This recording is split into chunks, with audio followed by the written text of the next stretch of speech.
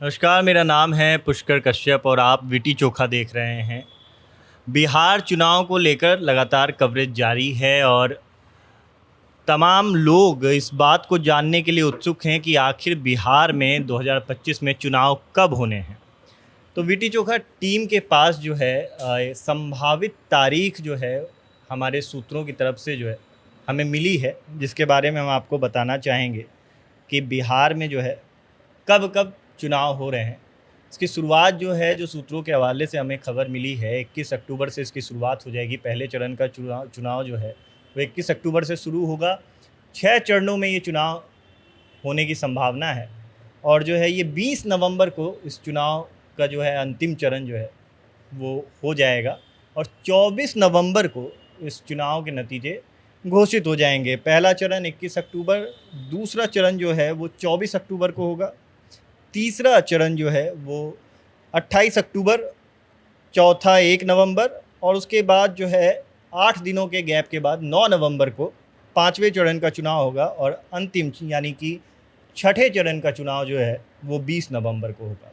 मेरे साथ यहाँ पे रोहित हैं और साथ में गौरव भी हैं।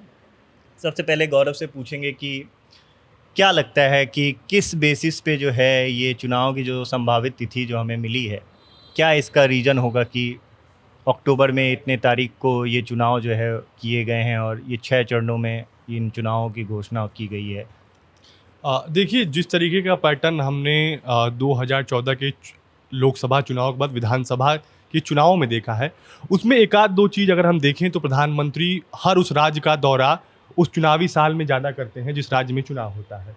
चाहे आप वो किसी राज्य में देखेंगे, उत्तर प्रदेश में चुनाव होना है तो उत्तर प्रदेश के चुनावी साल में उनकी लगातार जनसभाएं शेड्यूल रहती है। इतनी जनसभाएं उनके 4 साल जो कार्यकाल रहता है विधानसभा का, उस दौरान कमतर ही होता है।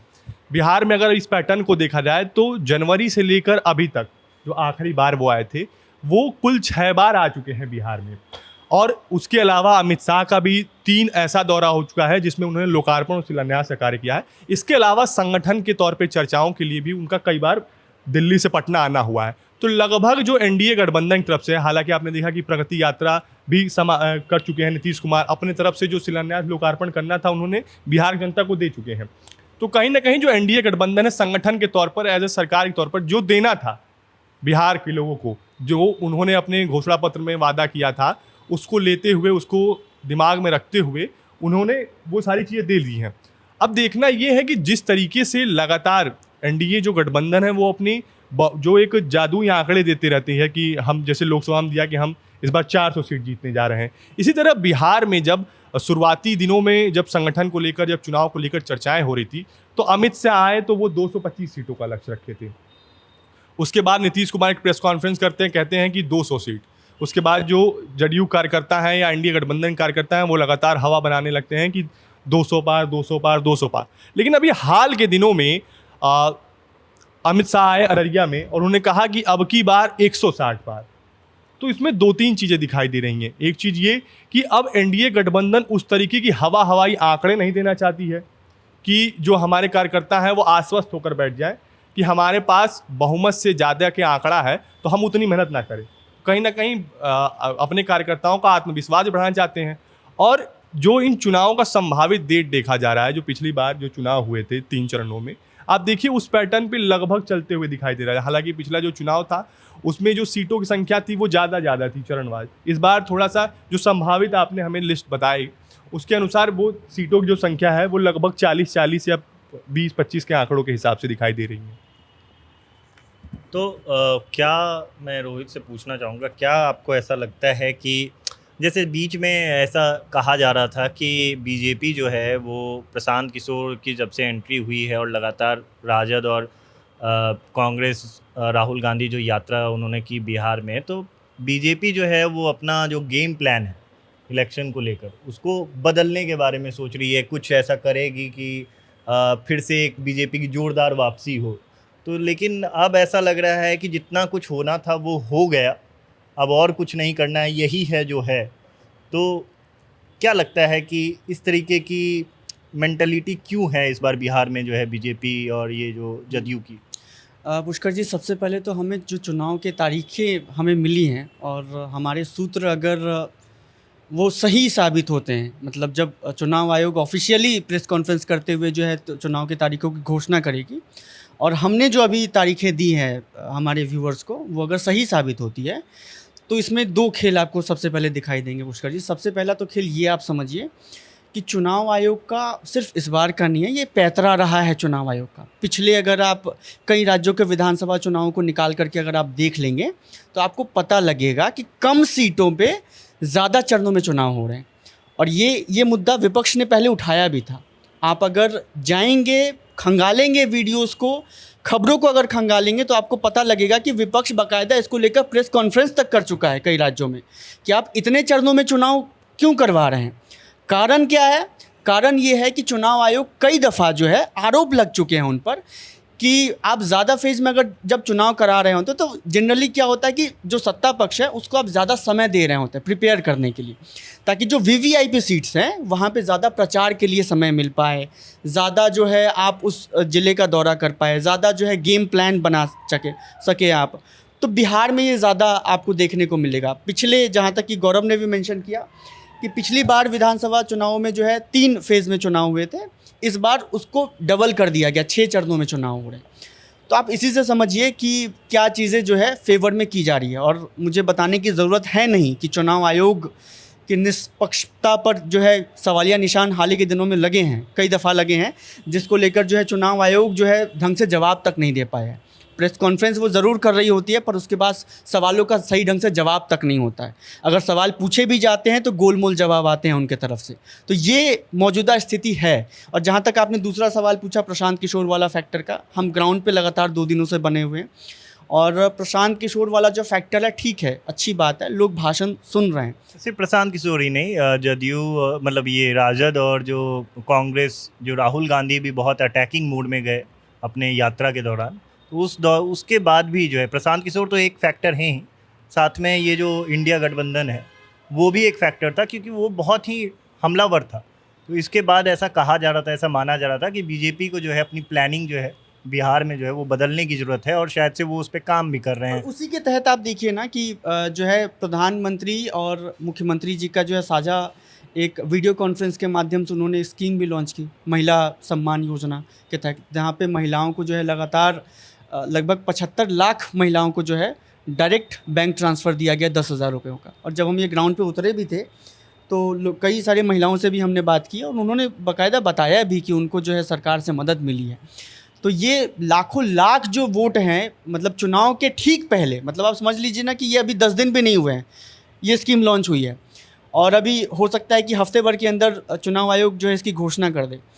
तो क्या किसी भी राज्य में आपने देखा है कि कोई स्कीम जो है चुनाव के 15-20 दिन पहले लॉन्च होती हो और 10-10 हज़ार रुपये की जो है डायरेक्ट बैंक ट्रांसफ़र दिए जाते हो और इतनी बड़ी संख्या में दी जाती हो? और महिलाओं को खास करके टारगेट इसलिए किया गया है क्योंकि बीजेपी का, आप अगर पिछले राज्यों का जो चुनाव का जो उनका मैंडेट देखेंगे, हर बार जो है वो चाहे लाडली बहना योजना हो, हर बार महिलाओं का जो है पुरजोर उनको समर्थन मिला है, उसी वजह से जो है उनकी सरकार बनी भी है। तो महिलाओं को दरकिनार करके जो है आप चुनाव नहीं जीत सकते, ये बीजेपी को पहले से पता है। और ज़्यादातर जो बिहार में महिलाएं हैं वो साइलेंट वोटर्स कही जाती हैं, वो टीवी के कैमरे पर, और हम भी जब बात करने जाते हैं तो 10 में से 9 महिलाएं बात नहीं कर रही होती हैं कैमरे पर, तो उनको ज़्यादातर जो है वो साइलेंट वोटर्स कहा जाता है। तो उनका जो मैंडेट होगा वो आपको फिर चुनाव के बाद जो है वो आपको देखने को मिलेगा। 2 बातें हैं। एक तो सबसे पहली बात ये कि जैसा इसने बताया रोहित ने कि 6 चरणों में चुनाव, मतलब पिछली बार 3 चरण में चुनाव हुआ था। क्या लगता है इस बार 6 चरण में चुनाव, क्या आपको लग रहा है कि 6 चरण में चुनाव करवाने की चुनाव आयोग की क्या, जैसे रोहित ने बताया कि ऐसा इसलिए किया जाता है, विपक्ष ये आरोप लगा रहा है कि वीवीआईपी सीटें जो हैं उनको ज़्यादा से ज़्यादा समय मिले वहाँ पर चुनाव के दौरान, अगर ज़्यादा चुनाव होंगे, मतलब ज़्यादा चरणों में चुनाव होंगे तो उनको समय मिलेगा। और तो क्या लगता है कि ये बातें कितनी सही है? देखिए, जिस तरीके से हम देख रहे हैं, जैसा रोहित ने बताया भी कि जो इस बार का चुनाव वो 6 चरणों में हो रहा है, जो वीवीआईपी सीटें, क्योंकि आप देखिए सत्ता पक्ष को हमेशा से लाभ इसलिए होते हैं कि ज़्यादातर जो संसाधन है उस पर उनका अधिकार होता है। केंद्र में भी एनडीए की सरकार है, राज्य में भी एनडीए की सरकार है, और जिस तरीके से हाल के दिनों में चुनाव आयोग की निष्पक्षता पर लगातार सवाल उठता रहा है और उन्होंने जिस तरीके से जवाब दिया है, तो इससे एक जो सत्ता दल है और जनता के बीच मिसअंडरस्टैंडिंग तो हुई है। लोग अब भले उस तरीके से कह ना पा रहे हों, लेकिन गांव देहात में जाने पता चल रहा है, लोगों के मन में एक तरह कहीं ना कहीं ये बैठ गया है। जो ये वोटर अधिकार यात्रा के दौरान राहुल गांधी और तेजस्वी यादव ने एक लोगों के अंदर बैठा दिया कि वोट चोरी आपकी हो रही है, ये हमें ग्राउंड पर भी दिखाई दे रहा है कि लोग इस मुद्दे को उठा रहे हैं। तो जिस तरीके से चुनाव आयोग चाहता है कि 6 चरणों में चुनाव, जैसा उन्होंने बताया कि वीवीआईपी सीटों पर मिल जाए, कहीं ना कहीं सत्ता पक्ष को लाभ तो पहुंचाया जा रहा है। लेकिन हाल ही में भी एक सर्वे आया है जिसमें उन्होंने बिहार चुनाव को लेकर अपना सर्वे किया था। उसमें इंडिया गठबंधन और महागठबंधन के बीच कड़ी टक्कर दिखाई दे रही है और उसमें मात्र 0.4% वोट का अंतर आ रहा है। मतलब इतने फीसदी अगर वोट इतने 0.4% वोट से एनडीए गठबंधन आगे चल रही है। प्रशांत किशोर एक फैक्टर साबित हो रहे हैं कि लगभग 9% वोट बैंक जो यहाँ बिहार में है उस पर उनका कब्जा होता दिख रहा है। तो कहीं ना कहीं आप देखिए कि जिस तरीके से Prashant Kishor beyond the line type के आ गए हैं, क्योंकि अभी जो हम क्षेत्र में जा रहे हैं, जब हम ग्राउंड पे हैं तो उस तरीके की चर्चाएं नहीं देखने को मिल रही हैं। लेकिन आप देखिए कि सर्वे में अगर इस तरीके से आ रहा है, वो सर्वे एक इंडिपेंडेंट संस्थान के द्वारा किया गया है, तो इससे पता चलता है कि जो एनडीए गठबंधन है, जो अभी हाल ही में जो 10-10 हज़ार रुपया दूसरे सेंट्रल गवर्नमेंट से लोन लेके बिहार सरकार ने 10-10 रुपये महिलाओं के खाते में दिया है, वो चाहते हैं कि जितना शॉर्ट इम्पैक्ट हो, ताकि विपक्ष को मौका ना मिल पाए कि इस तरीके से वो लोगों को समझा पाए। इसी की वजह से जल्दीबाजी में तुरंत चुनाव किया जा रहा है, भले उसे लंबा किया जा रहा है। लेकिन आप देखिए कि चुनाव से कितने दिन पहले अगर हमारा आकलन सही हुआ, जो हमारे सूत्र हैं अगर वो सही हो, तो 21 तारीख को आना है इलेक्शन कमीशन डेट पहला चरण। आज कौन सी तारीख है? तो आप देखिए लगभग एकदम शॉर्ट टाइम मिल रहा है। तो इससे बीजेपी जो है और जो बीजेपी घटक दल एनडीए है यहाँ पे, वो फ़ायदा उठाना चाहती है कि जो हम शॉर्ट टर्म मेमोरी में जो लोग, क्योंकि वोटर अधिकार यात्रा के बाद लोगों के मन में एक बात बैठ चुकी है, तो महिलाओं को कहीं ना कहीं अगर साथ लिया जाएगा तो महिला 50 आधी आबादी है महिला, अगर महिला भी एक मुफ्त वोट देने लगी, क्योंकि अन्य राज्यों में हमने देखा किस तरह महिलाओं ने मिलने के बाद, पेंशन मिलने के बाद, या जो भी योजनाओं से उनको लाभ मिला है, उसके बाद महिलाओं का एक बड़ा तबके का रुझान जो है वो सत्तारूढ़ पार्टी की तरफ झुका है, देखने को मिला है। तो इससे कहीं ना कहीं एनडीए को फ़ायदा होता दिख रहा है। कुल मिलाकर बात ये है कि जैसा रोहित ने भी बताया और गौरव ने भी अभी जो बात की, उससे एक चीज़ समझ में आ रही है कि वोट चोरी वाले मुद्दे को कहीं ना कहीं बहुत अच्छे तरीके से भुनाने की कोशिश की गई थी और लोगों तक ये बात पहुंची भी थी। लोग इस चीज़ को लेकर जब आप जाएंगे ज़मीन पर, तो वहाँ पे हम लोग जब गए थे तो चर्चा भी की थी उन्होंने।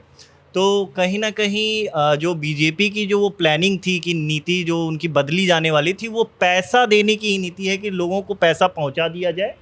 और चूँकि महिलाएँ ही घर को चलाती हैं, वही वहाँ के इकोनॉमिक्स को मेंटेन करती हैं, तो उसके बाद जो है ये चीज़ें कहीं ना जी, आपने वोट चोरी का जिक्र किया यहाँ पे, मैं बस एक लाइन कहना चाहूँगा, उसके बाद आप जो है आखिरी के लाइन कह दे अपने व्यूअर से कि इस देश के चुनाव आयुक्त को ना ज्ञानेश कुमार की तरह नहीं होना चाहिए। देश के चुनाव आयुक्त को टीएन शेषन की तरह होना चाहिए।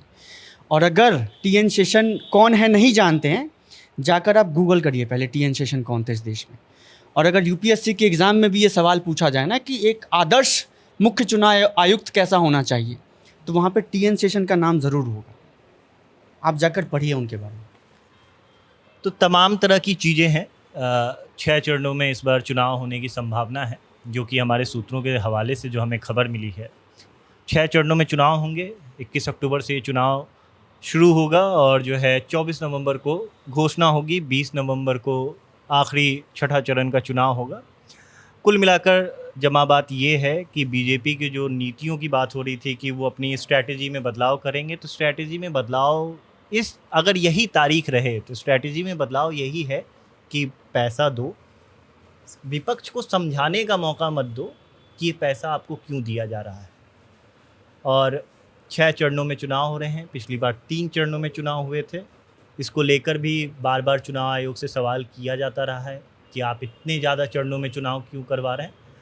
अब जब चुनाव आयोग इन तारीखों की घोषणा करेगा तो विपक्ष एक बार फिर से ये मुद्दा उठाए, तो इस चीज़ पर आश्चर्य मत कीजिएगा, क्योंकि ये मुद्दा बार बार उठता रहा है। आप देख रहे हैं विटी चोखा। मेरे साथ गौरव थे, रोहित, मैं पुष्कर कश्यप और कैमरे के पीछे रवि रावत हैं। बहुत बहुत धन्यवाद।